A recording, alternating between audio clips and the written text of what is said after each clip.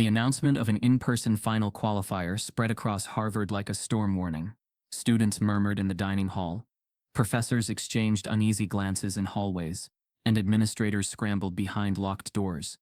No one knew who Lang Di was, but everyone felt the threat. It wasn't just about winning a competition, it was about someone unknown, unapproved, unendorsed by Harvard's elite ecosystem, potentially overshadowing them in full public view, and Harvard did not like shadows cast by outsiders. Dr. Bradford Keene, in particular, reacted with icy precision.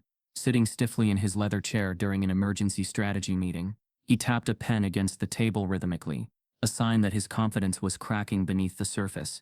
His colleagues watched him, waiting for direction. "We cannot be embarrassed on our own campus," Keene said. The words clipped. "If this Lang Di is who the rankings suggest he is, then we face a very real disruption." He never said threat out loud, but the room heard it anyway. Harvard's reputation relied on the belief that its scholars were the brightest. If an unknown competitor, one with no academic lineage, no pedigree, walked onto their campus and outperformed them, the illusion would crack. Dr. Simon Vance, head of the mathematics department, shifted uncomfortably. "We don't know who Lang Di is," he offered. "Could be a graduate student, could be faculty, could be an outsider." Keene's jaw tightened. "Or worse," he muttered, "a stunt." The silence that followed wasn't merely awkward, it was telling. Harvard feared the idea that someone outside of its elite circles could possibly outperform those within it. That fear had kept countless voices silent for decades. Keene continued sharply, "We must ensure the integrity of the final exam. And integrity requires oversight." Oversight was a pleasant word for sabotage. He leaned forward. "We will modify the final problem set. Push it beyond the standard range. Make it rigorous enough to expose any fraud." Dr. Vance frowned. "You're suggesting we intentionally design an unsolvable test?" Keene waved the concern away. "Not unsolvable, just beyond current reach." One of the junior faculty members hesitated before speaking. "But that breaks Olympiad protocol. This competition isn't ours to alter." Keene looked at him with thinly veiled disdain. "Harvard is hosting it, which means we have influence. And responsibility. Responsibility. Another word weaponized, to mask control." By the end of the meeting, Keene had laid out his plan. Elite scholars would be invited as observers, but in truth, they were enforcers of academic order. Cameras would be positioned at every angle, under the guise of fairness, but in reality, they were meant to intimidate. The test itself would include a modified variant of the Srinivasan paradox, one deliberately constructed to appear solvable, but to collapse under traditional logic. It was the perfect trap. What Keene didn't know was simple. Derek had already solved the original paradox, and in his notebook, enhanced it far beyond its known boundaries. A strengthened version wouldn't intimidate him, it would intrigue him. But no one at Harvard imagined the janitor would be the one to walk through the doors. Their trap was designed for a faceless genius, not the black man who mopped the floors they walked on. As the day of the test approached, Derek prepared the only way he knew how, silently. He didn't brag, he didn't train publicly, he didn't tell Miriam or Theo his fears. He simply studied the way he always had, quietly, humbly, intensely. The alias Lang Di protected him, but anonymity wasn't a shield from the storm he sensed was brewing. Theo watched him from a distance. Every time they crossed paths on campus, he caught the tension in Derek's posture, the weight of expectation versus the fear of exposure. Theo wanted desperately to help, to speak up, to warn him about the whispers circulating among faculty. But every time he tried, Derek simply shook his head. "I need to walk into that room as myself," he said, "even if they don't know it's me." Theo swallowed hard. "But what if they?" "They will," Derek said. "This is Harvard." Theo didn't respond. The morning of the final qualifier arrived with crisp winter air, and a nervous energy crackling across campus. Students lined the halls, more out of curiosity than support. The idea of seeing the mysterious Lang Di had become a thrill, a spectacle. Some carried notebooks, hoping to witness genius. Others carried their phones, hungry for controversy. Inside the exam hall, the atmosphere was staged. Cameras perched like vultures on metal beams. Scholars sat in reserved rows, their eyes sharp. The modified problem set sat sealed on each desk, waiting to expose or humiliate. Dr. Keene stood near the front, hands clasped behind him. He had practiced his expression in the mirror, Stern, neutral, dignified. But beneath that carefully arranged demeanor pulsed a victory he believed was already his. Whoever Lang Di was, this test would crush him. Outside the building, Derek stood alone beneath the towering stone archway. He looked up at the crest carved into its face. Veritas. Truth. A bitter thought crossed his mind. Truth only mattered here when it belonged to the right people. He stepped forward. Students noticed him first. A janitor walking toward an academic hall during a high-profile event.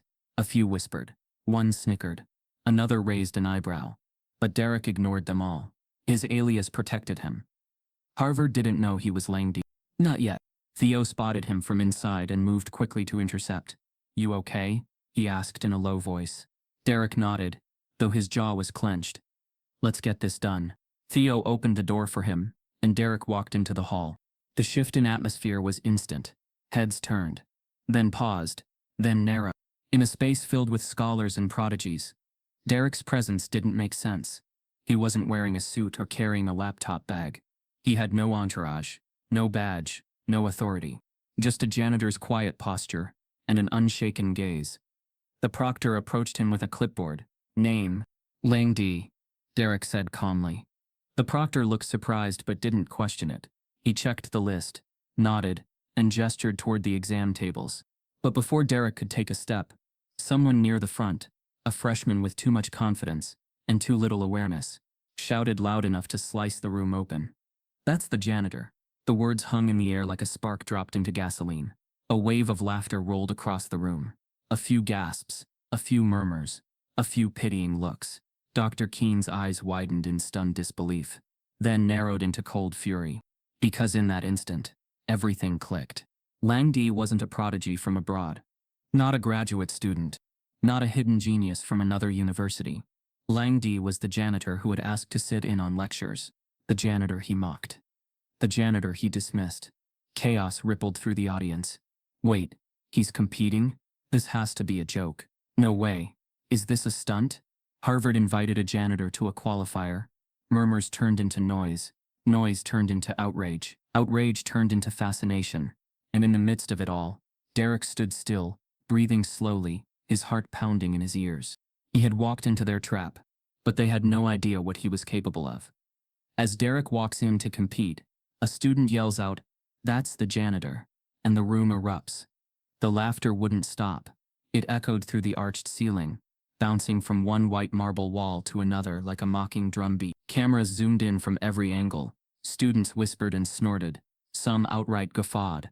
A few even pulled out their phones to capture the moment they thought would go viral. The janitor who dared to sit among prodigies. Derek sat silently at the center of it all, unmoved. He didn't fidget. He didn't look around. His back was straight, his gaze fixed on the blank whiteboard in front of him, as if none of it touched him. But inside, a familiar storm brewed. Not of fear, not anymore, but of quiet, sharpened purpose. 7 minutes passed. And then, without warning or permission, the room hushed. Slowly at first, as some noticed the change in his posture. Then entirely, as Derek Langston stood, cap removed, sleeves rolled, and approached the board. He uncapped the marker with a steady hand and drew the first line. It was clean, deliberate, precise. Not a solution. Not yet, but a restructuring of the Srinivasan paradox itself. He reframed it in simpler terms, exposing its bones. The second line followed, then the third, and with each movement, the temperature of the room shifted. Students who had mocked him fell silent. Professors leaned forward in disbelief. One judge lowered his glasses and mouthed a stunned, "No way." Miriam Lowe didn't move, but her breath hitched audibly. She had seen this kind of logic before. Once 27 years ago, in a youth math competition, scrawled in the handwriting of a teenager no one took seriously. By the sixth line, Derek was no longer writing. He was conducting. The problem unfolded beneath his fingers like origami. Shapes that bent and refolded. Truths revealing themselves in elegant patterns no textbook could contain. Each symbol he wrote was both a revelation and a rebellion. His math didn't just solve, it challenged. It exposed how the problem had been misunderstood, even mistreated for decades. Derek didn't step into their structure, he redefined it. Theo watched in awe from the sidelines, still recording discreetly. The boy who had first noticed Derek in the break room now stood frozen. his phone trembling in his grip. Every judge, every scholar in the audience, watched with rapt silence as Derek worked line after line with unshakable precision. At line 15, the murmurs began, not of doubt, but awe. He's reassigning the symmetry conditions. One judge whispered, Wait, wait, that boundary recursion, another said. That's not documented anywhere. It's original, someone muttered. He's inventing his own logic mid-solution. By line 22, some students had stopped breathing. A few had their heads in their hands, overwhelmed, and still, Derek didn't hesitate. He didn't check his notes. He didn't stop to marvel. He moved with a clarity born from years of silence, from equations whispered into the walls of janitors' closets, and margins scribbled on crumpled napkins. It was beautiful and terrifying. When he reached line 28, he paused. The room leaned forward. The next line came, then another. 32 lines now. The entire board filled. One step remained. One line. One final breath from changing everything. And then, Derek turned around. He looked directly at Dr. Bradford Keene. No words were exchanged. No anger. Just a long, steady stare. It wasn't a challenge. It wasn't revenge. It was a quiet reckoning.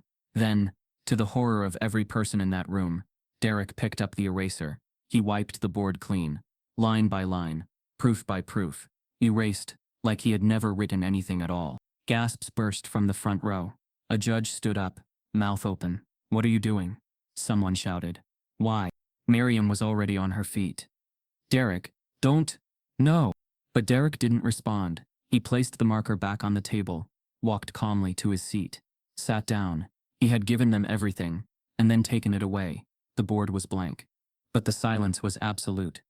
Derek stops, with one line left. He stares at the principal, then erases everything. The room was still vibrating with confusion long after Derek had returned to his seat. No one clapped. No one spoke. A silence, thick and electric, hung over the crowd. Even the judges didn't move. Dr. Keene stared blankly at the clean whiteboard like it had personally betrayed him. The crowd had come to witness a genius moment. But what they got was something far more disruptive, an erasure that meant everything and nothing at once. The next morning, the internet did what it always does. It exploded. At first, there was only a single video. Shaky, phone-quality footage uploaded by Theo. It didn't have a caption. It didn't need one. The title was enough. He solved it, then erased it. It caught fire within hours. By noon, it was on Reddit's front page. By evening, it had cracked Twitter's trending list. By midnight, it was unavoidable. Hashtags multiplied. The janitor who solved it. Harvard, erased. He erased Harvard. Langed reveal. Miriam Lowe, ever the quiet scholar, did not go to CNN or MSNBC. Instead, she gave an unfiltered interview on a podcast hosted by 3 Black Ivy League dropouts, who had all walked away from STEM after encountering layers of racism in academia. The episode title was stark. They tried to erase him, but he erased them first. I watched him, Miriam said calmly. I saw what he did with that problem, and more importantly, I understood why he chose not to finish it. What he erased wasn't a solution. It was a gift the institution never deserved to receive. His silence screamed louder than any answer ever could. It was that quote that went viral. In the days that followed, news media from across the country picked up the story. Think pieces were published by the hour. Some writers called Derek a protest genius. Others accused him of narcissism. Many painted him as a victim of elite snobbery, but only a few realized what he was actually doing, reshaping the narrative, on his terms. And yet, despite all the noise, Derek stayed quiet. He didn't do interviews. He didn't respond to emails. He didn't tweet or clarify or post a selfie to own the haters. He worked his job, quietly, like he always had, until the morning he walked into the break room and found his locker door covered in sticky notes. Some were crude. Stick to mopping. IQ doesn't clean floors. Others were more chilling. We know where you live. Next time, solve it before we erase you. He peeled them off one by one, without a word. Later that day, Theo found him outside the math department, sitting on the campus steps staring into nothing. You okay? Theo asked. Derek didn't answer right away. Finally, he said, they're louder now that I said nothing. Theo nodded. Because they're afraid. You didn't just solve something. You exposed something. Derek gave a soft, exhausted chuckle. That wasn't the plan. It never is. Theo said. But you pulled a thread that's never been touched. That night, Derek received a message. It wasn't from a news outlet or a hate group.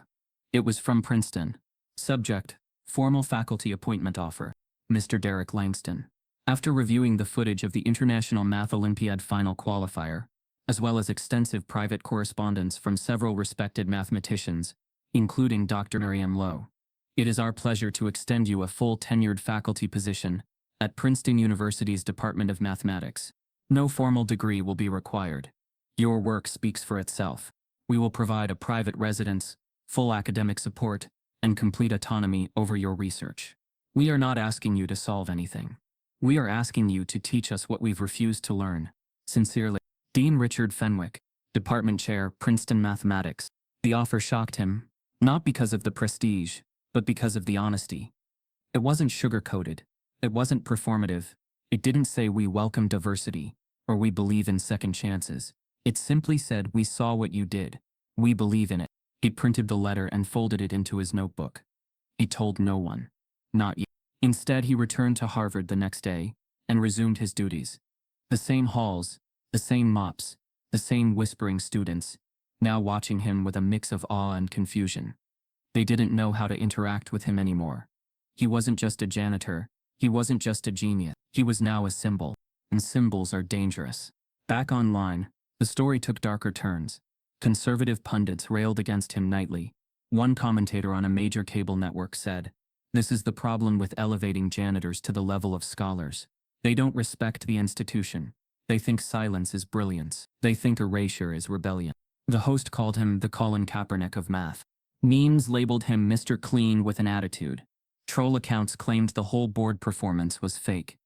But something else was happening too. Black students from across the country began posting their own stories, moments of being dismissed in class, discouraged from applying to elite programs, told to aim lower. Professors of color spoke up, cautiously, about their own erased contribution. What had started as a spectacle had become a spark. Derek's erasure became an anthem. At MIT, a group of undergraduates organized a flash mob, silently writing out the first 31 lines of the Srinivasan paradox solution on dry erase boards across campus, leaving the final line blank. At Morehouse, a mathematics major painted a mural of Derek standing in front of a whiteboard, with the words, "Not everything needs to be proved to be true." Back at Harvard, the administration issued a vague statement. "We continue to support academic excellence and respect the privacy of all individuals involved. We remain committed to learning from all members of our community." Derek read it once, then threw it in the recycling bin. He didn't erase his work because he was scared. He erased it because it wasn't meant for them. He erased it because he refused to let the same institution that laughed at him profit off of what they buried. And that, more than any math, was what terrified Harvard. Derek receives a formal offer from Princeton, with full tenure despite not holding a degree. Derek stared at the letter from Princeton for the fourth time that night. It sat open on his kitchen table beside a chipped mug and a small fading photograph of his daughter Naomi in her high school graduation gown. The Princeton seal gleamed faintly under the kitchen's overhead light. Not as an invitation, but as a declaration. The world had finally recognized him. But recognition, he realized, had a price. The offer was extraordinary. Tenured faculty, full academic independence, no degree required. It wasn't just an appointment, it was redemption, a reckoning, an institutional reversal of every door slammed in his face since the age of 17. A university wanted him not as a symbol but as a scholar. Yet attached to the offer, in legal terms not meant for emotion, was a clause: public dissociation from Harvard. They weren't demanding he attack anyone by name, but they needed clarity. They wanted to ensure Derek, now a national figure, severed ties with the institution that had mocked, buried, and humiliated him. Princeton wasn't just hiring a mathematician, they were adopting a cause. For Derek it should have been simple. But then Naomi called. "Dad," she said, her voice soft and measured, "I need to talk to you before you decide anything." She didn't mention the offer. It was already trending on Twitter. They met the next morning in a quiet cafe on the edge of campus. Naomi wore her Harvard hoodie like armor, her curls pulled into a bun, a red pen tucked behind one ear. She looked like the student he'd always wanted to be. Serious, focused, belonging. Derek smiled at her. "How's your political science final?" She didn't smile back. "Dad, If you go through with this, if you denounce Harvard publicly, they'll retaliate. Derek blinked. You think I'm afraid of retaliation? I'm not talking about you, she said quietly. I'm talking about me. That landed like a punch. Naomi reached across the table, lowering her voice. I've worked too hard to get here. I've kept my head down. I've earned every grade. But if they find out I'm your daughter, and then you go on national television saying this place is racist, they'll find a way to make it about me. They won't do it obviously. It'll be passive. Quiet. But real. Derek leaned back. You think I haven't already been protecting you all these years? I know you have, she said. But this is different. He said nothing. His thoughts raced. This isn't just your fight anymore, Naomi added. It's mine too. You want justice. I get it. But if that justice crushes the door I just got through, what's the point? Her eyes welled up. But she didn't cry. I just want one chance, Dad. One real shot at walking through Harvard and not feeling like I'm only here because of someone else's blood. The silence that followed stretched painfully between them. Derek wanted to argue. Wanted to say that she didn't understand. That she couldn't understand what it was like to be invisible, in plain sight, to carry unrecognized brilliance for decades, to be laughed at for asking to learn. But he also saw the fear in her eyes, and the weariness. She was tired, not of the battle, but of inheriting it. He reached across the table and squeezed her hand. I hear you. And he meant it. But hearing her didn't solve the equation. Later that day, Miriam Lowe called him. They're erasing you, Derek, she said flatly. Not just from the footage from the test itself. He frowned. What do you mean? Harvard submitted a formal statement to the Olympiad committee, claimed that your work was inconclusive and outside the bounds of protocol. They're stripping your name from the competitor log. It's like you never sat for the test. Derek felt his blood chill. They're rewriting it. They're deleting you, Miriam said. Again. He hung up the phone slowly, walked to his bedroom, opened his closet, pulled out the mop bucket he hadn't used in days. There, beneath the rags and gloves, was the envelope from Princeton. He held it like it was made of fire. That night, Harvard released a polished press statement. It didn't name Derek directly. Instead, it praised student resilience, reaffirmed its commitment to academic excellence, and subtly implied that the recent unauthorized competitor had violated decorum. The headline from one of their alumni newsletters read, Order restored. Harvard reaffirms math standards. Order restored. Derek stared at it, shaking. He thought of his daughter. He thought of himself at 17. He thought of the erased whiteboard, the silence, the laughter, the janitor's closet, the judges holding back tears, and the one line he didn't write. He thought of every moment that brought him here, and how they were trying to remove it all again, this time with cleaner language. But the system didn't account for what happened next. Because while Harvard was busy erasing Derek Langston from their official record, someone else was preserving it. An anonymous email hit the inbox of every major news outlet. The following morning, the subject line read, Harvard lied. Attached was raw security camera footage from the qualifier exam room. Unedited, time-stamped, authenticated. It showed Derek, clear as day, solving the Srinivasan paradox in real time. It showed the board before the erasure. It captured every line, every proof, every moment of brilliance. And it didn't end there. The leak also included an internal email from a Harvard admin discussing ways to reframe the narrative and minimize media fallout. Within hours, it was everywhere. Harvard's polished facade began to crack. An anonymous professor leaks footage of Derek's test, and it contradicts Harvard's official narrative. At first, the upload seemed like an academic leak, just another anonymous Dropbox link floating through niche online math forums. The file was titled simply, Langston Test Footage Final.mkg, but inside it contained the one thing Harvard never wanted the world to see again: raw, unedited footage of Derek Langston solving the Srinivasan paradox, line by line, in real time. It spread like wildfire. Within hours, the video hit Reddit's r/math, then r/justice porn, then Twitter. From there, it exploded. What the world witnessed was unlike anything they'd seen.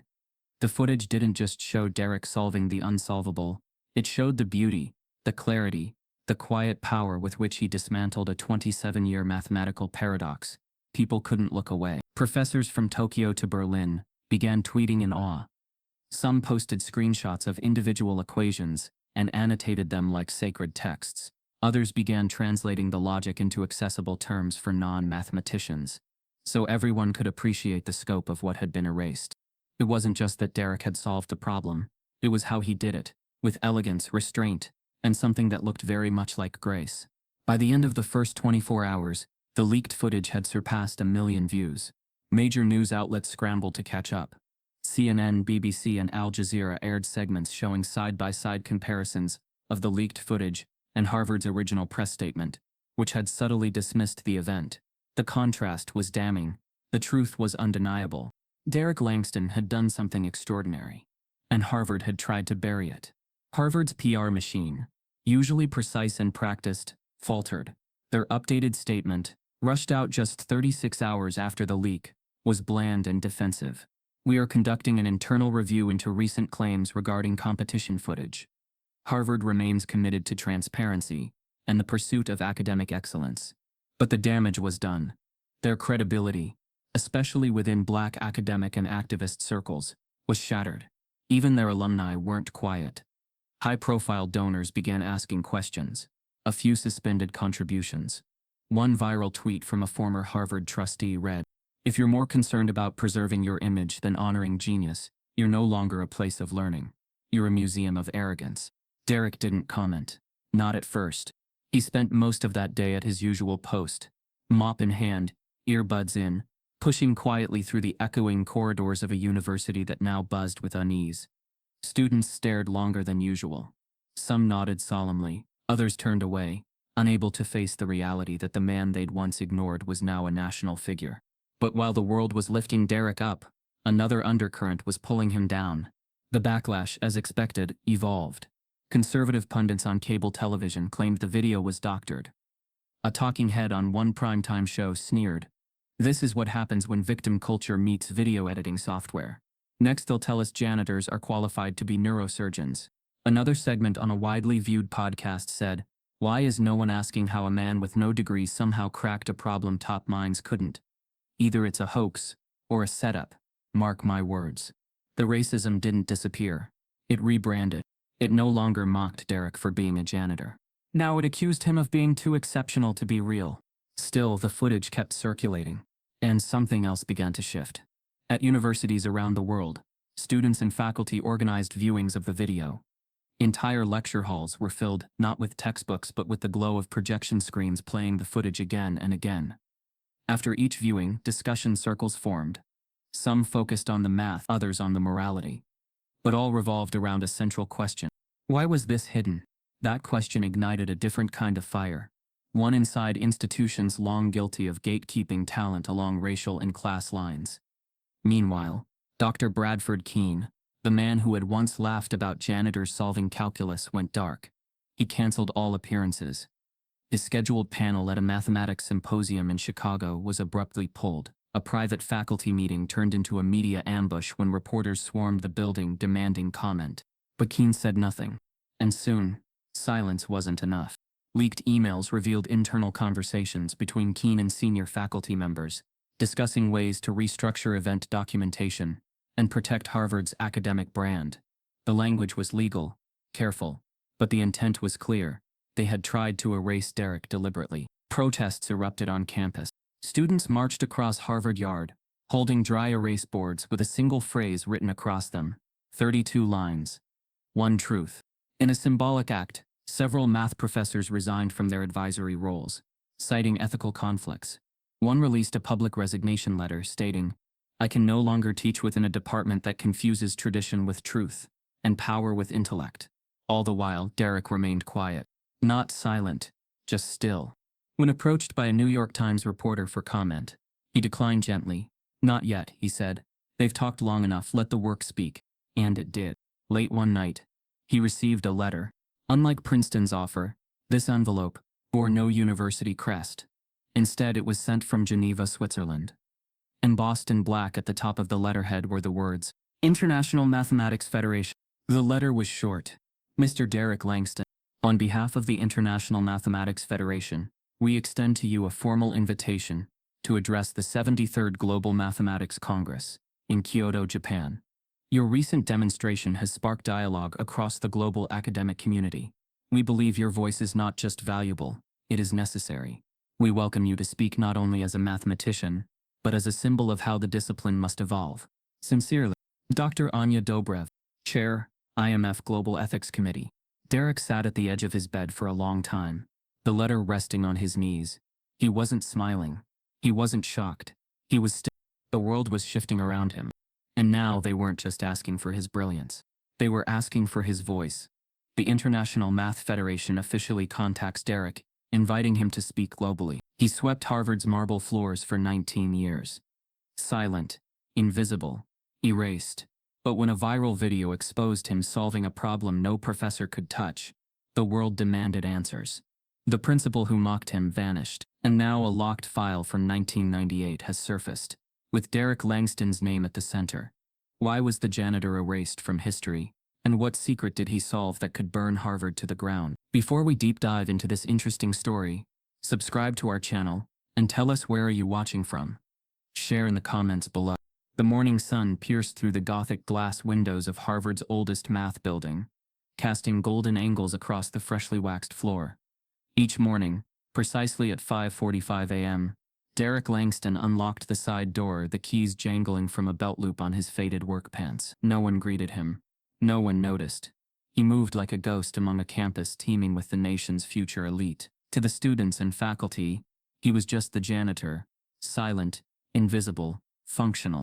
But beneath the gray janitorial uniform and the stoic gaze lived a mind that once ran with the brilliance of collapsing stars and the grace of Fibonacci spirals. Numbers didn't just make sense to Derek.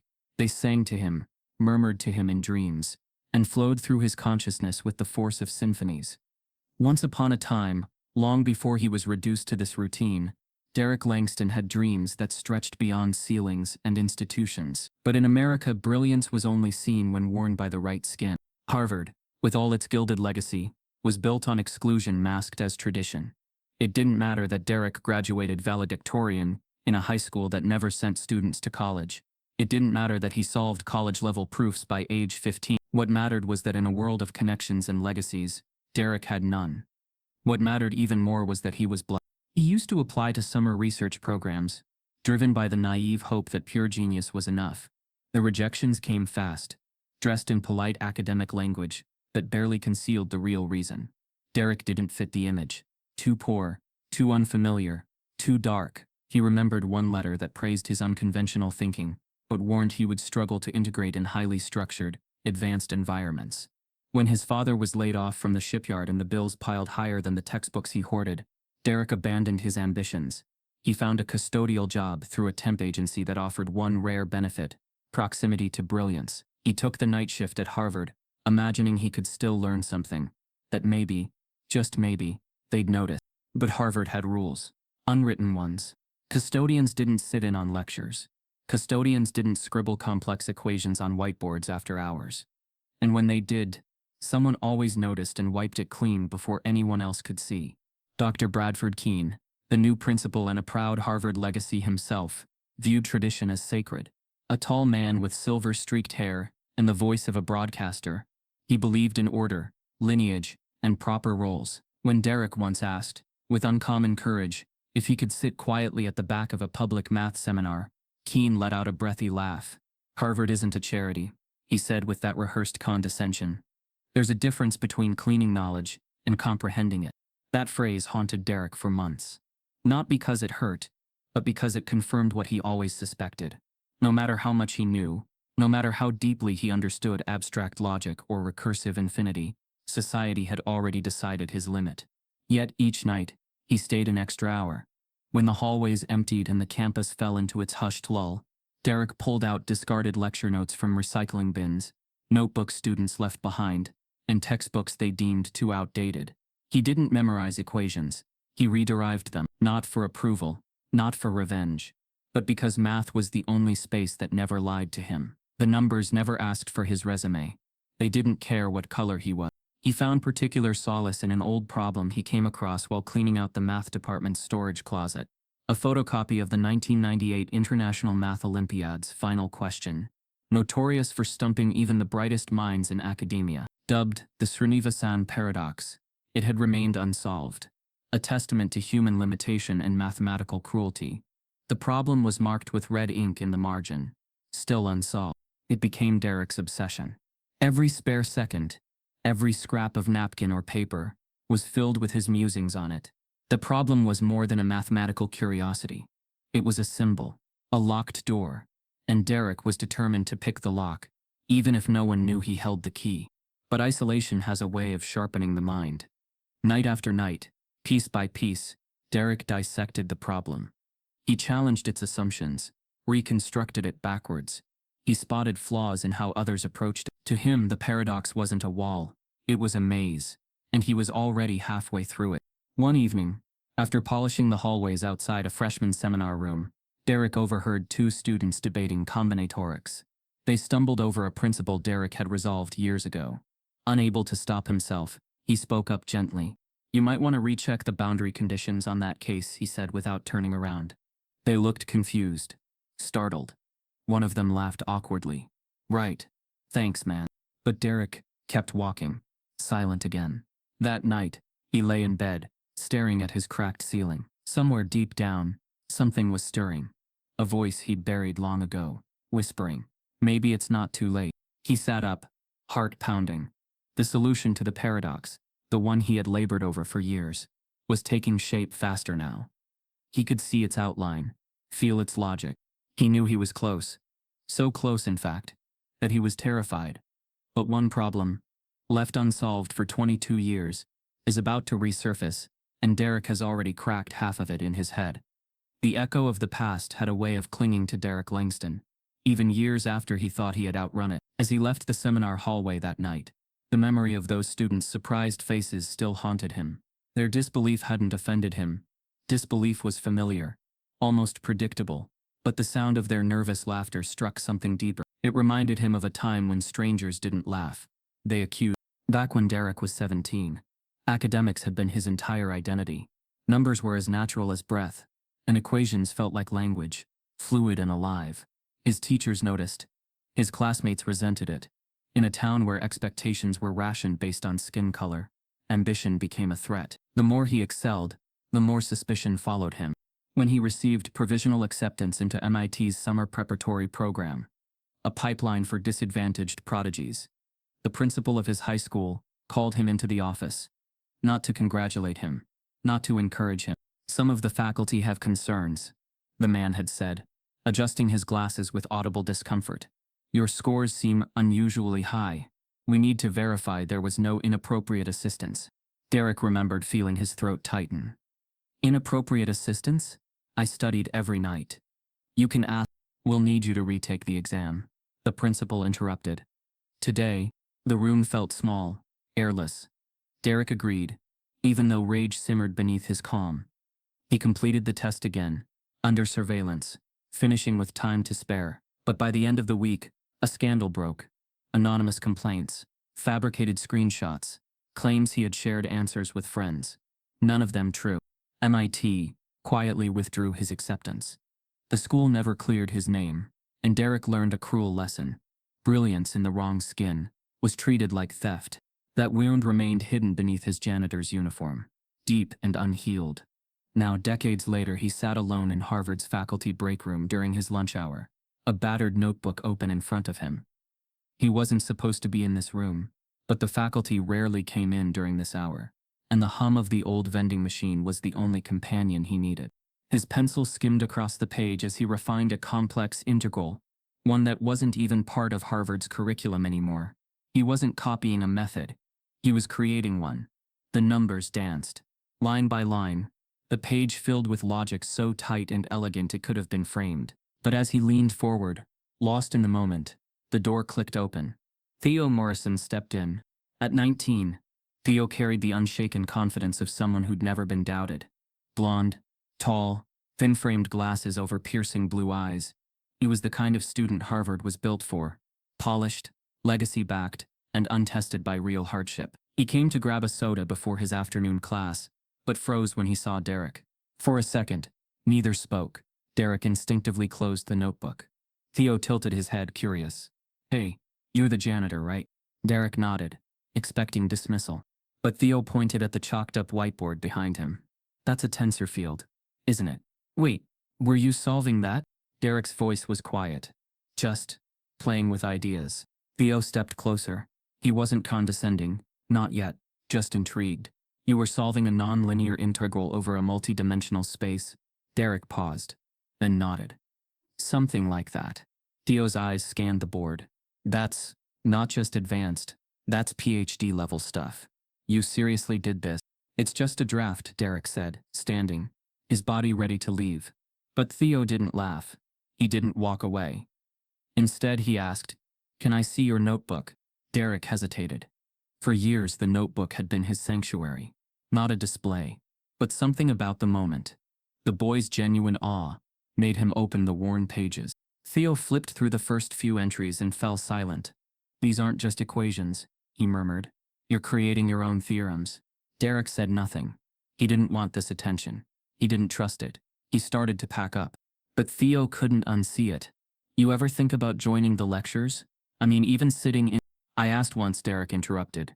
"Didn't go well." Theo frowned. "Who said no?"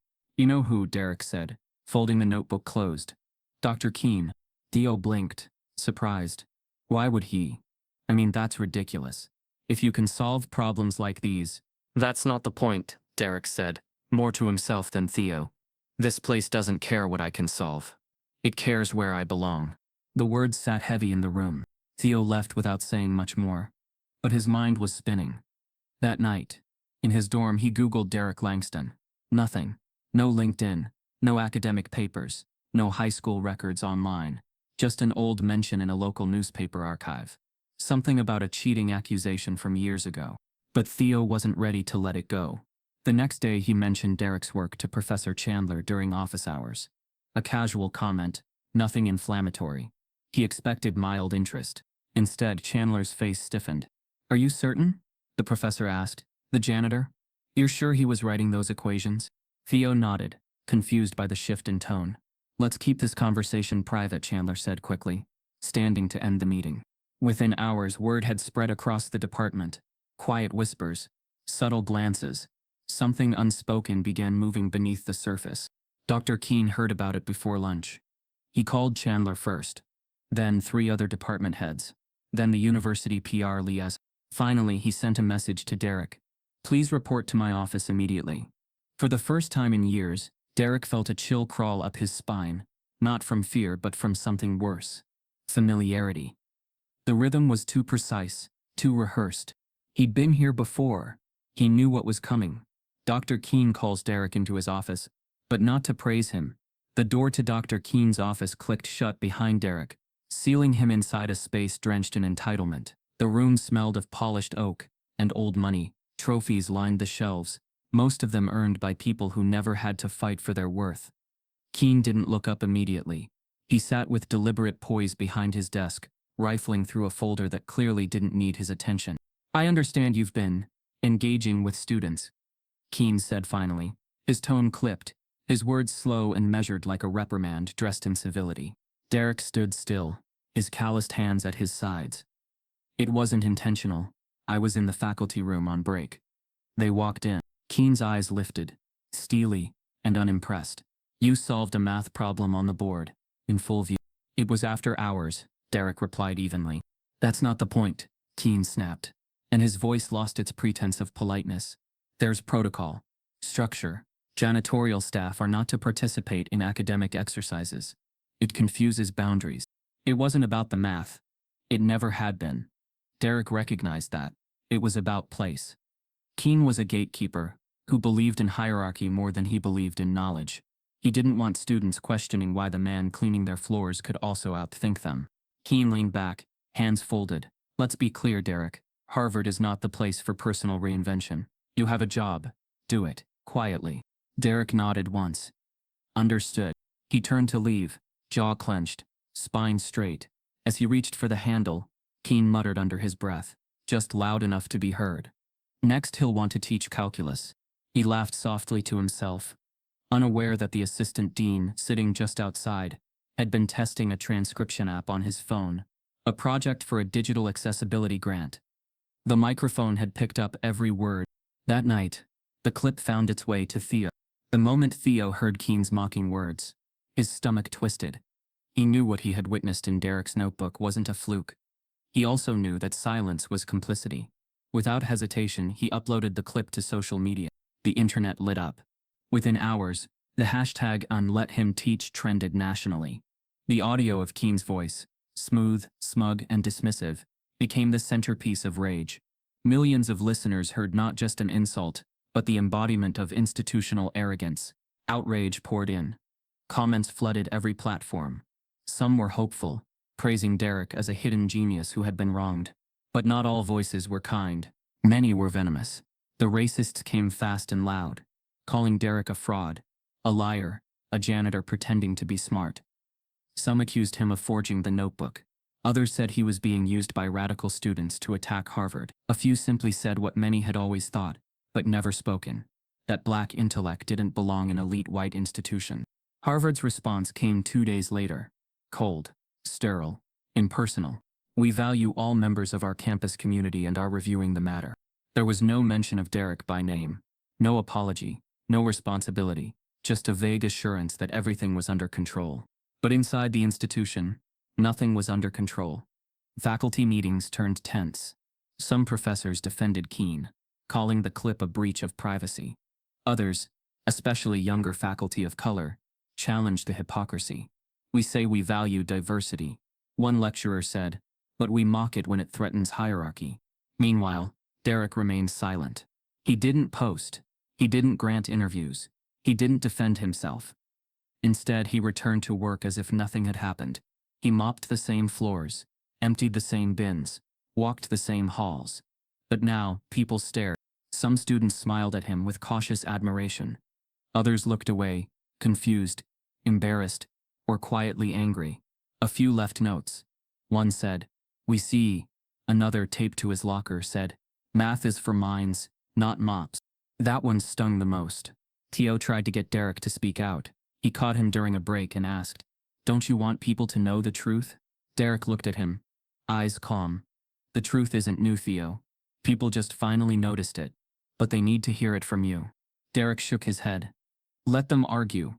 I've got work to do." And he meant it. His notebook had become more than a journal. It was a universe. With every new page, he broke past old limitations. The Srinivasan paradox no longer felt like a mystery. It felt like a memory, like something he had already solved in his dreams, long before the world ever told him he couldn't. Then, the unexpected happened. An email appeared in his inbox, an address he barely checked anymore. Subject, the Srinivasan paradox. He hesitated, opened it. Was that you who solved it? I've waited 22 years to find someone who could. ML. His breath caught. He reread it. ML, the initials triggered a memory. An old article. A name. Dr. Miriam Lowe, a former Olympiad judge and renowned mathematician who had vanished from the public eye after challenging racial bias in global math competitions. She had once claimed that institutional racism cost the world countless mathematical breakthroughs, that talent was discarded because of color. She had seen the leaked notes, and she recognized what they meant. This wasn't a question of potential anymore. It was proof. A former math Olympiad judge secretly messages Derek. "Was that you who solved the Srinivasan paradox?" The glow from Derek's phone was the only light in the room, illuminating his face in flickering hues of doubt and disbelief. The email stared back at him like a ghost from a life he'd been forced to bury. "Was that you who solved it? I've waited 22 years to find someone who could." ML. He read it once, twice, again and again, hoping it would disappear or confirm itself as spam. But it did. The sender's name, Dr. Miriam Lowe, stood like a monument to the past, etched into his memory from Olympiad archives he used to study in secret. She was real, and she had found him. The world had tried to forget Miriam Lowe. Once a revered Olympiad judge, she had vanished from public discourse after making the one unforgivable claim that racism, not lack of talent, had robbed the world of its next mathematical geniuses. She'd accused the system of burying black brilliance. She'd named names, and the system responded the way it always did. It erased her. Now, 2 decades later, Harvard announced her guest lecture under the title Structural Blind Spots in Academic Metrics. Students were excited. Faculty were cautious. Dr. Keen was visibly irritated. But Derek was terrified. Not of her, but of what her presence might mean. Being noticed in his world was not a blessing. It was a target. He kept his distance when she arrived, watching her from the far end of the corridor while he pretended to clean a smudge that wasn't there. She moved with the grace of someone who knew exactly who she was and didn't care who disapproved. When her eyes landed on Derek, they didn't move away. She walked directly toward him. "You must be Mr. Langston," she said, voice soft but sure, with no trace of condescension. He hesitated, caught between instinct and something older, something hopeful. "Yes," he said slowly. "I'd like to speak to you privately," she said. Her tone left no room for evasion. He wanted to say no, wanted to tell her he had work, that this wasn't a good time, that he didn't want the past dragged into this clean, ordered world. But he found himself nodding.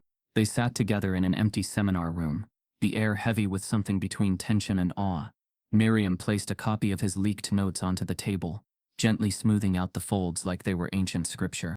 "I've stared at this problem longer than some people have been alive," she said, tapping the paper. The Srinivasan paradox humiliated the brightest. "It's been called unsolvable for a reason." Derek looked at the page but didn't respond. "This line right here," she continued, pointing to a marginal proof. "It changes everything. This isn't guesswork. This is fluency." "I just worked through it over time," Derek said, barely audible. "No," she corrected. "You restructured the paradox from the inside. You turned a dead end into a recursive loop, and then opened a new path. I've never seen anything like it." Her admiration wasn't flattery, it was recognition, and that, more than anything, made Derek uneasy.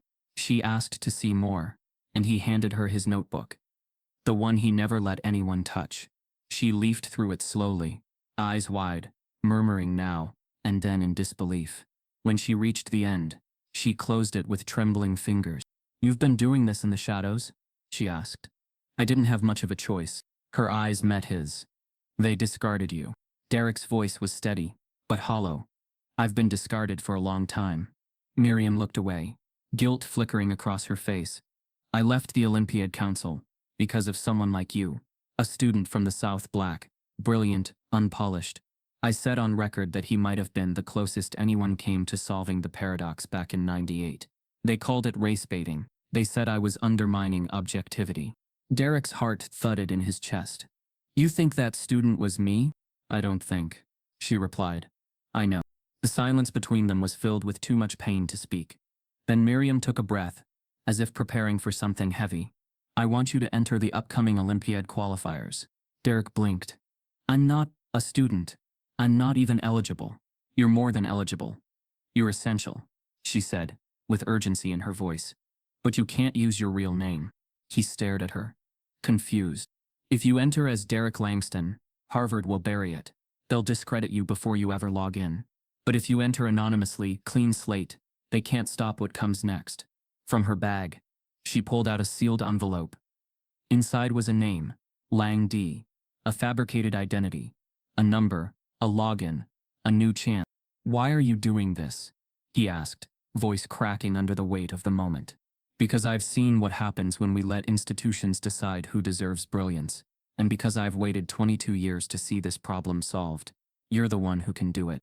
His hands trembled as he reached for the envelope. "Miriam offers Derek an anonymous spot in the upcoming Olympiad qualifiers, under a fake name." The name on the screen didn't belong to him, not really. Lang D was a mask, a placeholder, a construct created to keep truth hidden from those who had spent decades denying it. But as Derek sat at the borrowed laptop in his dimly lit apartment, the name stared back at him like a challenge. There were no crowds, no advisors, no cheering voices behind him, just silence, and the quiet sound of a man daring the world to see him for what he truly was. He entered the first round of the International Math Olympiad qualifiers with fingers that barely trembled, despite the hurricane of memory beneath his skin. It was all automated. No introductions, no bios, just a cold clock and 12 unsolved problems flashing across the screen. The first question blinked into view. Derek's eyes narrowed. Then he smiled, just slightly. They were starting with topology. He dove in. Within minutes, he submitted his solutions. Not rushed, but efficient. Each proof concise, elegant, and unorthodox. So much so that the review system flagged his profile. Not for cheating, but for suspicion of being AI generated. A proctor was assigned to observe his session remotely. They found nothing out of place, just a middle-aged black man in a plain room. No calculators, no notes, just him and the problems. By the end of round 1, Derek was ranked among the top 5 globally. No one had heard of him. No country had claimed him. The forums buzzed with speculation. Who was Lang D? Round 2 hit harder. Layered combinatorics designed to disorient and mislead. Derek didn't flinch. Instead, he rewrote the problems in reverse, breaking them apart and solving them from the inside out. It was the kind of work that didn't just answer questions, it questioned the way they were written in the first place. Somewhere across campus, Theo Morrison watched from his dorm room, in disbelief. He had been tracking the competition obsessively, his screen filled with leaderboards and problem threads. He saw the name Lang D rising like a phantom. At first he hadn't believed it, but by round 3 he was sure. He texted Derek once, "Is that you?" There was no reply. Derek said nothing. Silence had become his shield. The moment he confirmed it, he would no longer be Lang D. He'd be the janitor trying to cheat his way into greatness. Harvard would make sure of that. So he kept solving.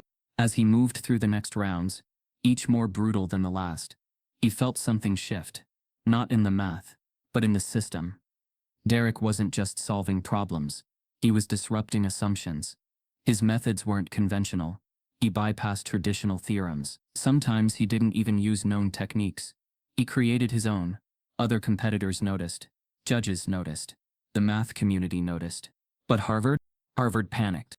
Inside the math department, whispers turned into paranoia. Emails flew between professors. Dr. Keene ordered an internal review, suspecting a leak. Someone must be feeding this mysterious Lang D answers, he claimed. No one could be that good. Not without inside help. Meanwhile, on the internet, the noise turned ugly. At first, people were curious. But curiosity curdled fast into something darker. Online forums flooded with racism, dressed as skepticism. Lang D must be a plant. Probably a DEI stunt. No way a janitor from the ghetto is doing this. Others were more direct. He's lying.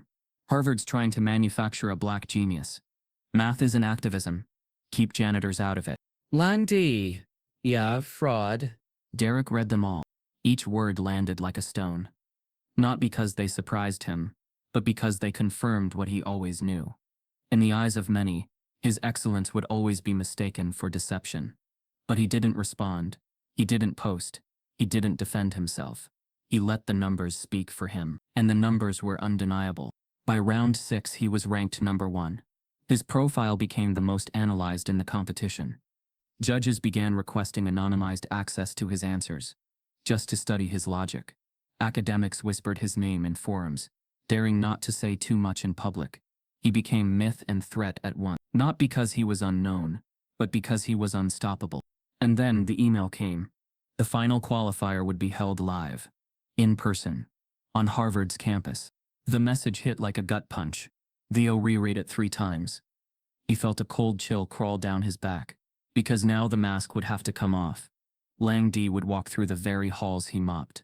The world would see what Harvard tried to bury, or destroy it before it could be seen. In that moment, the arena wasn't just mathematical. It was personal, and it was about to get public. The final qualifier will be live, and in person, held at Harvard itself. The invitation from the International Mathematics Federation sat on Derek's kitchen table, like a foreign object, something delicate, powerful, and utterly unreal.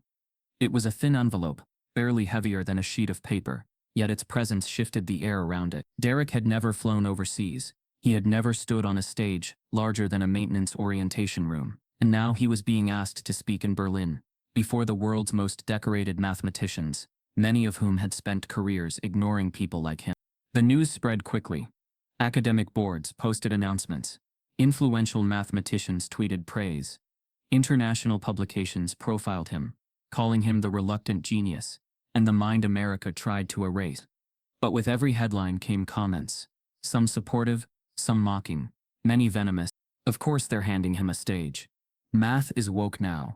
No degree, no credentials, no place on that podium. Affirmative action in disguise. This man is a fraud with a mop. He should be grateful Harvard even let him clean their bathrooms. It didn't stop there. Racist forums began circulating his photo with captions like "Math's diversity puppet" and the janitor who cried racism and won. Some claimed he'd stolen the solution. Some insisted the video was an AI deepfake. Others suggested more sinister conspiracies, that he was part of an organized attempt to undermine Western academic institutions. And then the threats began. At first they arrived as emails. Short, hateful messages disguised as warnings. Stay off the stage, janitor. You won't make it to Berlin. One less problem to solve. Derek deleted them, but the messages escalated. Home address leaks. Photos of him taken secretly while he walked to work. Messages that included references only someone watching him closely would know. Harvard security reported the threats to campus police. Campus police escalated to the local precinct, and the local precinct escalated further. Soon, the FBI reached out. A woman named Agent Rosa Nguyen sat with him in a small windowless room on campus. Her voice was calm, but her eyes were sharp. These threats aren't random, she told him. They're coordinated. Some of the forums involved have been linked to white supremacist activity. We're opening a formal case. Derek sat with his hands clasped tightly together, listening in silence. He had expected backlash, but not this. Not people willing to harm him for solving a problem, for speaking, for existing in a space others believed wasn't his. Agent Nguyen continued, we can assign protection at your home, and at the airport. You'll also have security in Berlin. We don't expect you to cancel your appearance, unless you want to. He shook his head. I'm not backing out. She studied him for a long moment.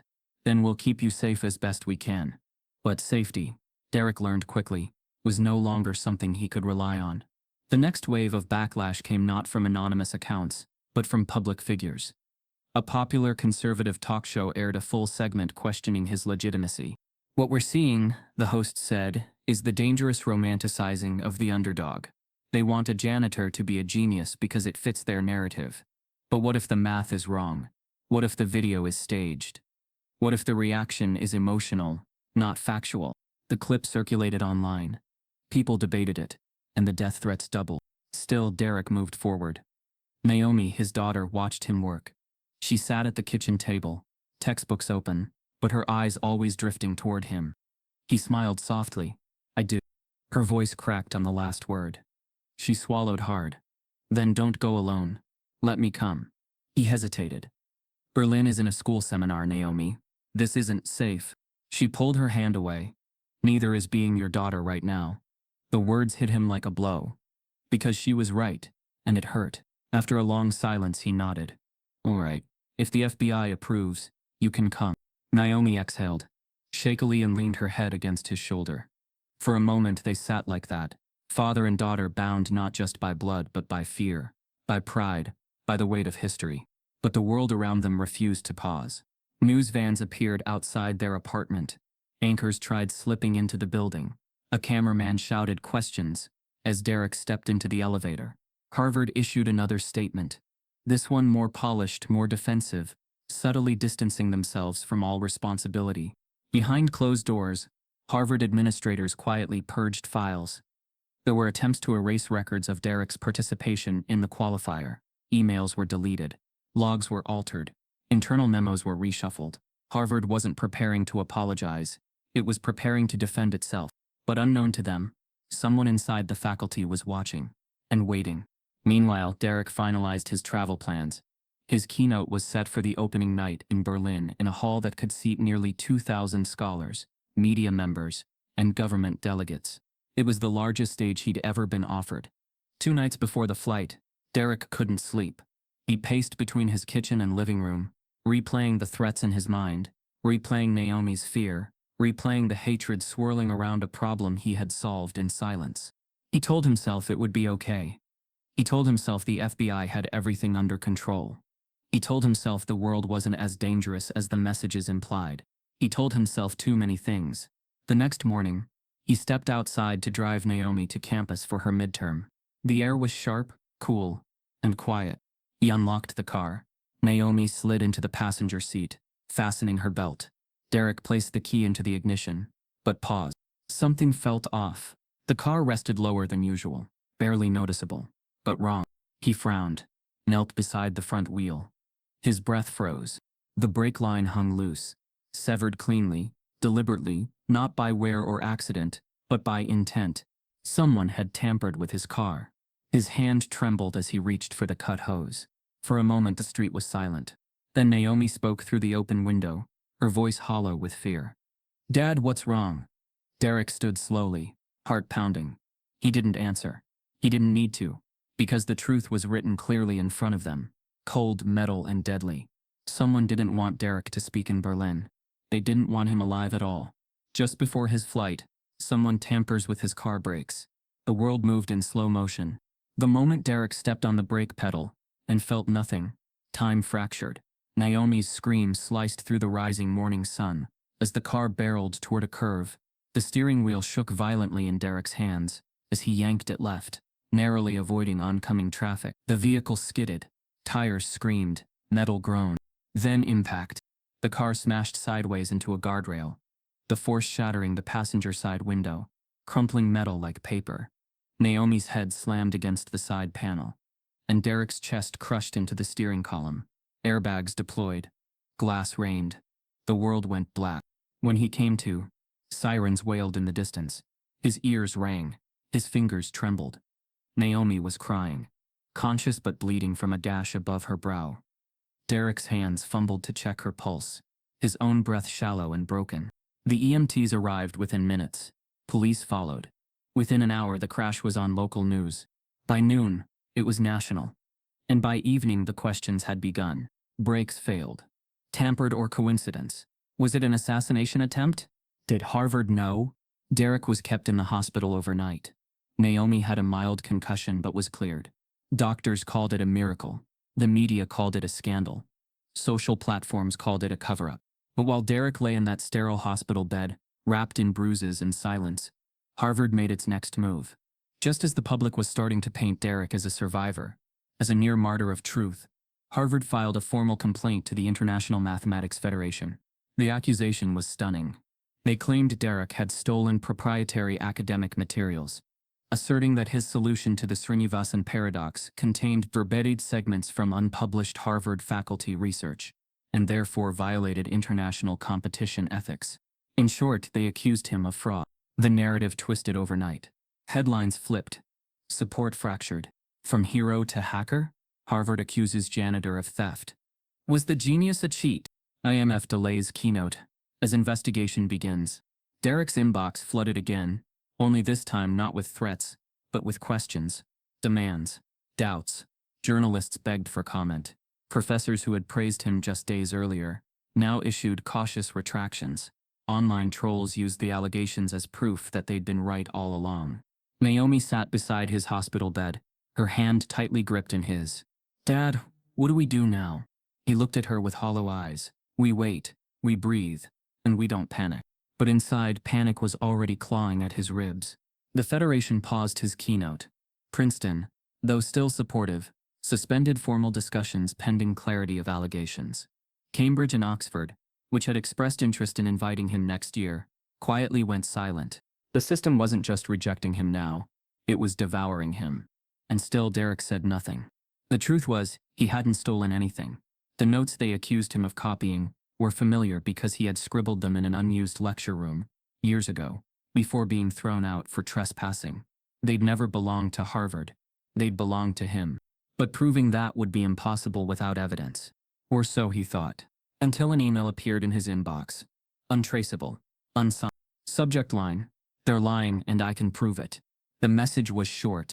"I've worked in the math department for 12 years. I've seen everything. They've been hiding your records, erasing logs, fabricating timestamps. I have access to everything. Check the attached folder. You'll find your original proof. And a lot more. If you're ready to expose them, I'm ready to help. A friend on the inside." Attached were 5 PDFs. Derek opened the first. It was a scanned security report from 2015. It documented an unauthorized individual found writing complex equations on a lecture room board. The description matched Derek. The date aligned with when he'd first started refining the paradox in his spare hours. The second file was worse. It was an internal email from Dr. Keene himself to 2 faculty members. The subject line: suppression. The message detailed plans to remove Derek's name from any official competition record, should the footage ever leak. The third file showed a faculty calendar, with Derek listed under an unofficial observational candidate status. A quiet note read, "Do not inform the committee of janitorial status. Treat as ghost auditor." It was undeniable. Proof of concealment. Proof of premeditated erasure. Proof that Harvard had seen Derek's genius long before the world did, and tried to bury it. His hands trembled as he read. The final file was the most damning. A faculty committee vote log, redacted but partially decrypted. It showed a 5-2 vote to discredit Derek's qualifying test. After they'd confirmed it was mathematically sound, they knew he'd solved it. They just didn't want him to be the one who did. Derek leaned back, tears building in his eyes, not from vindication, but from exhaustion. It had taken this much, a near-death crash, a global scandal, and a secret informant, to simply reclaim what had always been his. He forwarded the documents to Miriam Lowe and Princeton's legal team. Then he sent one message back to the anonymous whistleblower. Thank you. I'm ready. Within 48 hours, multiple outlets confirmed the file's authenticity. Whistleblowing protections were filed. A formal investigation was launched against Harvard's math department. The IMF reinstated Derek's keynote, issuing a rare statement of apology. But Derek knew what came next would be even harder. A whistleblower from within Harvard contacts Derek, with files that could destroy the institution. It began with a name Derek didn't recognize, E. Crandall. The metadata showed it belonged to a former IT systems admin for Harvard's mathematics department. The folder he'd sent, encrypted and disguised as travel reimbursement forms, contained a Pandora's box of institutional betrayal. Derek had only been expecting evidence to clear his name. What he found instead were the ghosts of Harvard's buried past, and they weren't just haunting, they were screaming. As he scrolled through the files, his hands tightened on the mouse.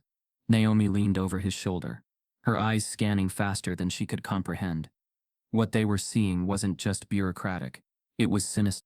Decades of internal documents, memos, flagged emails, meeting transcripts, outlined a chilling operational trend. The earliest file dated back to 1979, a memo titled Diversity Risk Index, Preliminary Draft. The contents were blunt. Academic overperformance among minority applicants should be monitored for statistical anomalies and unauthorized assistance. The tone was bureaucratic, cold, surgical. Every document after that built on the same logic, racial control, under the guise of academic integrity. Derek opened a PowerPoint labeled Internal Watch List Category B. His name wasn't on it, but dozens of others were. Names he'd never heard. Names the world had likely forgotten. Each entry was paired with descriptors. Blackmail. GPA 3.9. Unusual spike in theorem complexity. Single parent background. May not understand boundaries of collaboration. It read like a racial threat matrix. One student, Andre Richards, had been tagged in 1992 for inconsistent humble demeanor. The note elaborated, displays confidence in advanced calculus settings despite demographic profile. No violations. No cheating. Just too much intelligence in a body they didn't expect it from. Naomi's voice broke the silence. They kept files on black students for being smart.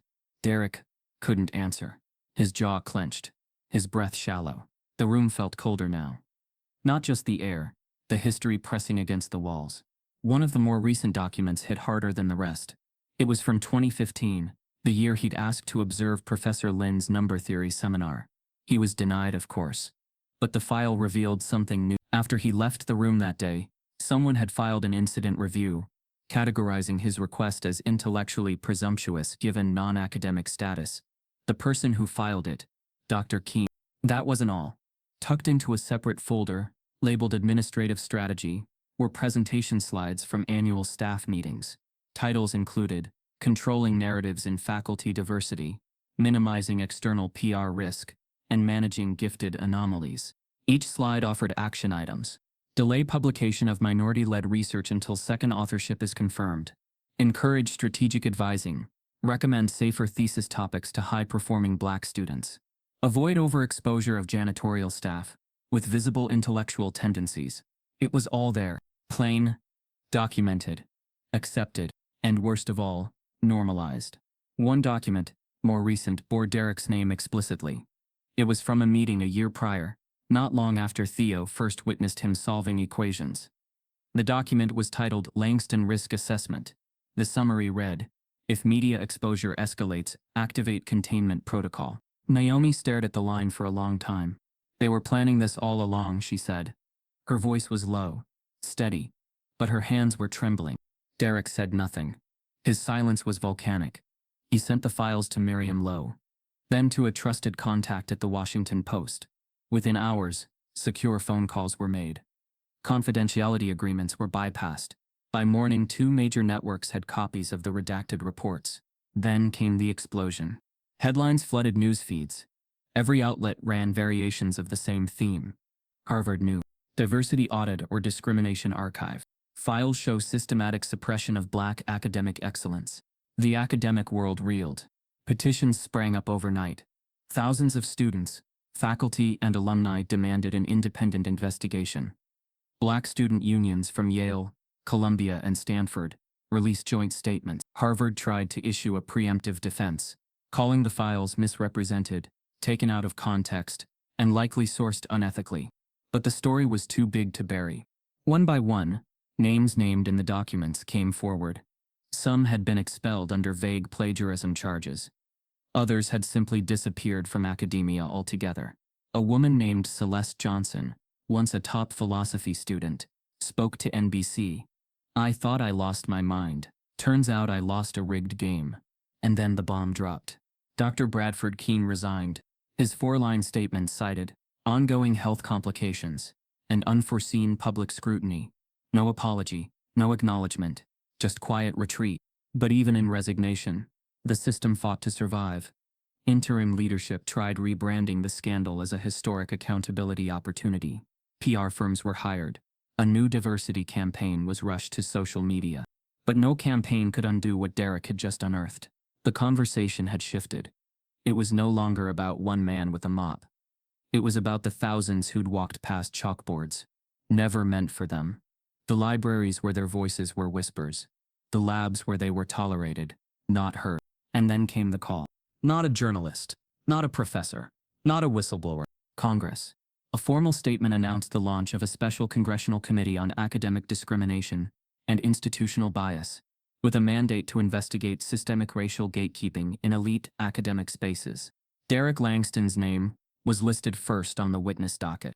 He would testify before the United States Congress, from the boiler room to the Capitol, from erased to essential. As Derek stared at the subpoena, the irony wasn't lost on him.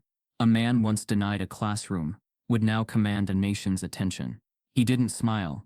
He didn't flinch. He just said, "Let's get ready." A special congressional hearing is called, and Derek is the star witness. Derek Langston stood before Congress, not as a janitor, not as a mathematical anomaly, but as a witness to injustice, long buried under ivy-covered walls. He wore a modest gray suit, pressed by Naomi's careful hands, the night before, and a black tie that once belonged to his father, a man who never got the chance to see inside the schools he helped construct as a builder. The chamber was silent. Cameras rolled. Senators leaned forward. Reporters sat still, pens gripped tightly. The walls of Capitol Hill had heard testimony on war, policy, corruption, but never this. The soft-spoken voice of a man who had been mopping floors while solving equations meant for gods. "My name is Derek Langston," he began, "and I am not a mistake in your system. I am the proof it was designed to exclude people like me." Every sentence struck like thunder. He didn't shout. He didn't cry. He didn't embellish. His voice was even, clear, but behind it, a lifetime of ache vibrated through the marble columns. He recounted the day he was falsely accused of cheating in high school, the rejection letters, the years in silence, the humiliation from Harvard's principal, the mathematical solution he erased, not out of failure but out of fury. "I erased it," Derek said slowly, "because you didn't deserve the answer. Not until you admitted you never asked the right questions." Gasps rippled across the room. Naomi sat behind him, hands clenched in her lap, eyes brimming. Around her sat professors, whistleblowers, and activists who had emerged from the shadows in recent months. People who'd once felt alone, now watching one of their own speak for them all. The hearing continued for hours. Derek presented the timeline. Miriam Lowe submitted corroborating data. The digital files leaked from the whistleblower were authenticated. Even former Harvard faculty, once silent, stepped forward and prepared statements. But the moment that left the chamber breathless came near the end. A senator asked, "Mr. Langston, if you could tell your younger self back when you were first mopping the halls of Harvard, just one thing, what would it be?" Derek looked up, not at the senator, not at the cameras. He looked at Naomi and said, "I'd tell him that surviving isn't failure, it's resistance, and that someday people would listen." The next day, his testimony aired across every major network.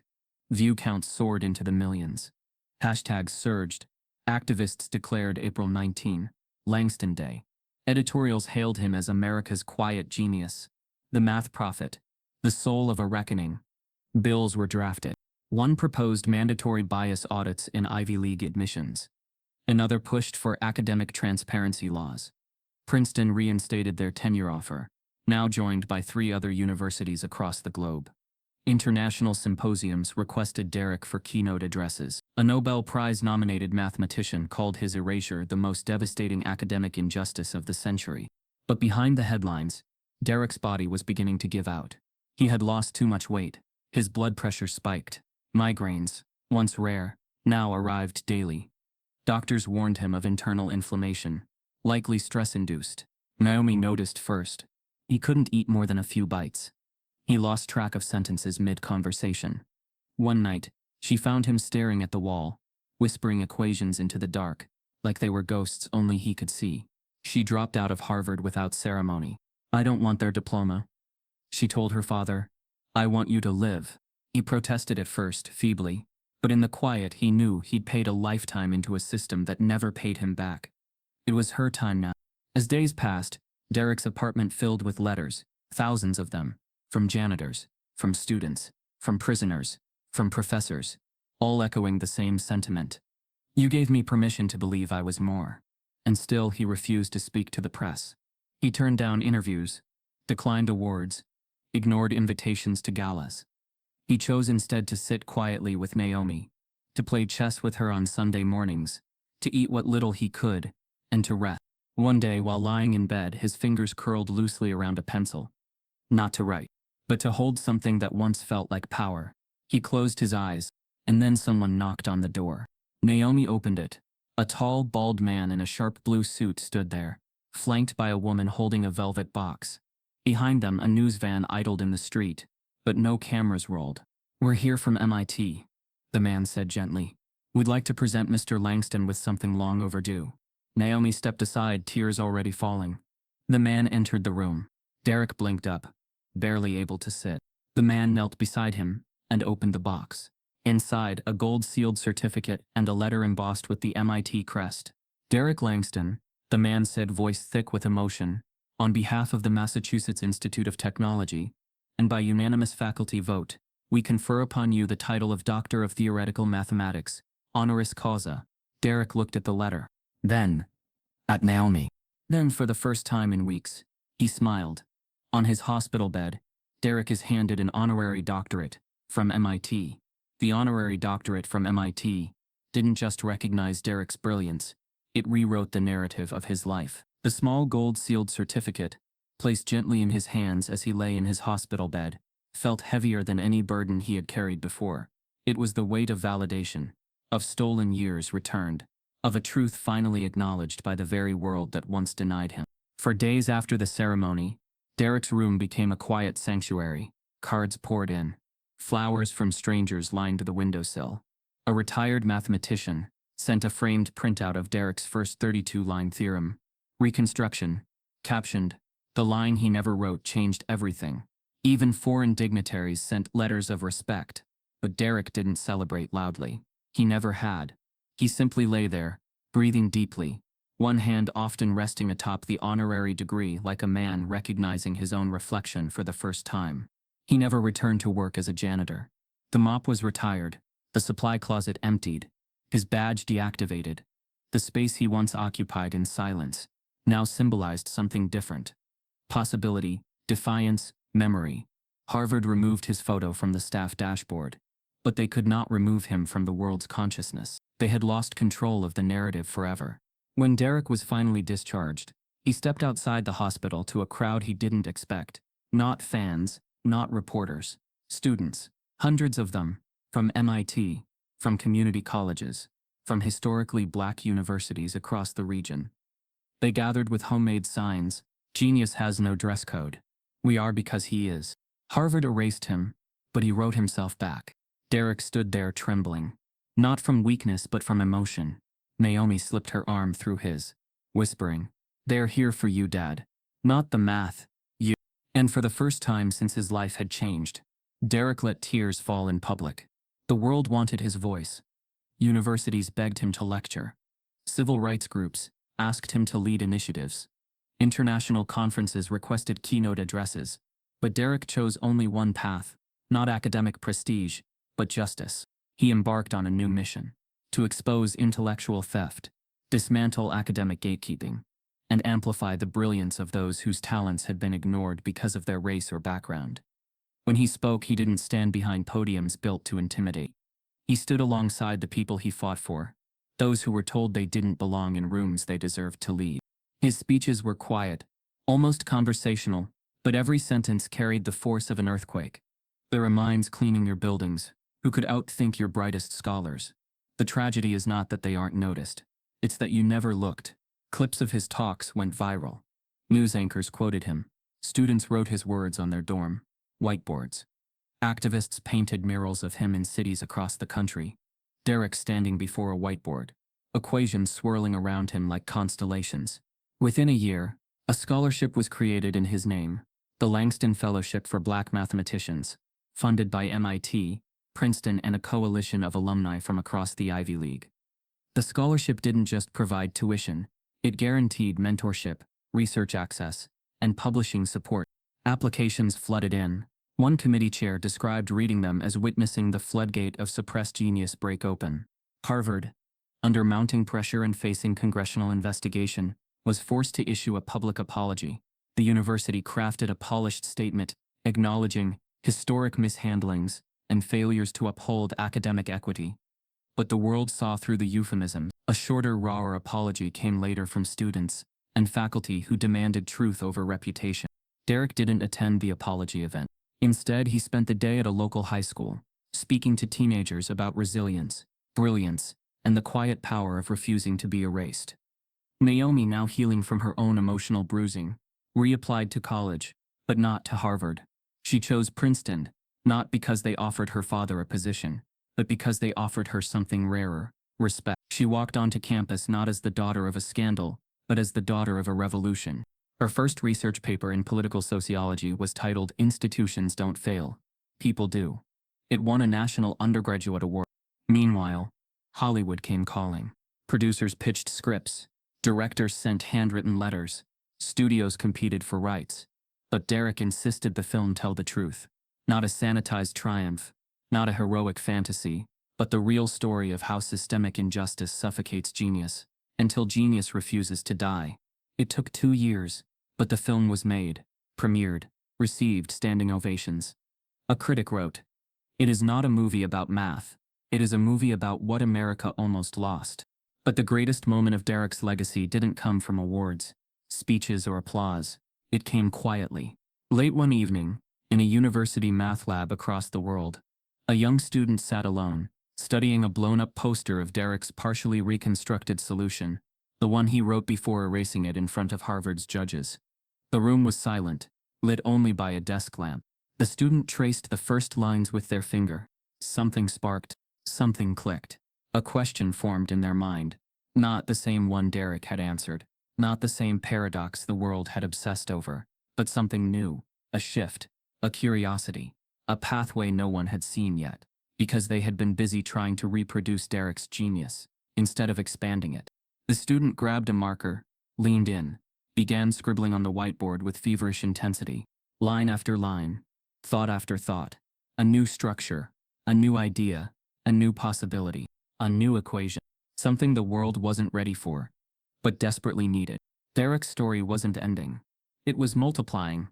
In a quiet room, a student stares at Derek's old solution and finds an entirely new equation forming in their mind. They called him a janitor.